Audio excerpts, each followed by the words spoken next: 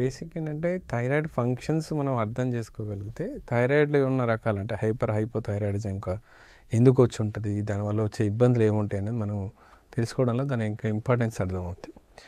Proper మొత్తం బాడీలో మనం ఒక స్ట్రక్చర్ చూసుకున్నట్లయితే థైరాయిడ్ గ్లాండ్ ఏదైతే ఉందో అది టోటల్గా బాడీలో prime minister of the body అంటారు. అంటే బాడీలో ప్రతి పార్ట్ ప్రతి థింగ్ థైరాయిడ్ కంట్రోల్లో ఉంటుంది. అంటే directly or indirectly metabolic activities అయినా లేకపోతే హెయిర్ గ్రోత్ దగ్గర నుంచి మొదలుకొని ఈవెన్ హార్ట్ బీట్ రేట్ వరకు కూడా ప్రతిదీ కూడా ఇంపాక్ట్ అది ఎక్కువ అవటం తక్కువ అవటం అనేది ప్రతిదీ కూడా దాన్ని బట్టి డిసిజన్ ఉంటుంది. కాబట్టి ఎప్పుడైతే థైరాయిడ్ ఎఫెక్ట్ అవుతుందో ఆటోమేటిక్గా ప్రతి థింగ్స్ కూడా తేడా కొడుతుంటాయి.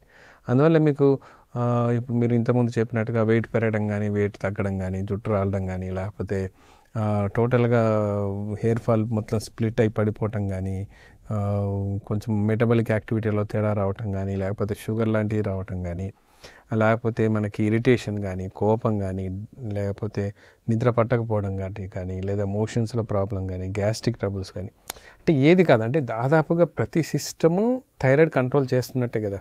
ఈ థైరాయిడ్ కంట్రోల్ చేస్తున్నది కాబట్టే ఇంత ఇబ్బందులు.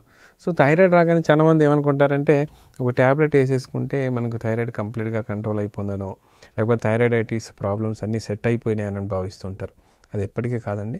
దాంట్లో ఏంటంటే కొంతవరకు కాంపెన్సేట్ చేయడానికి ఆ థైరాయిడ్ ట్యాబ్లెట్ పనికొస్తుంది తప్ప కంప్లీట్గా రూట్ కాజ్ని మనం తీయలేకపోయినట్లయితే థైరాయిడైటిస్ కానీ థైరాయిడ్ వల్ల వచ్చే జబ్బులు ఏదైతే ఉన్నాయంటే హైపర్ థైరాయిడిజం కానీ గాయిటర్ కానీ లేకపోతే గ్రేవ్స్ డిసీజ్ కానీ థైరాయిడ్ స్ట్రోమ్ లాంటివి కానీ చాలా ఇబ్బంది పాలు చేసే అవకాశాలు ఉంటాయి.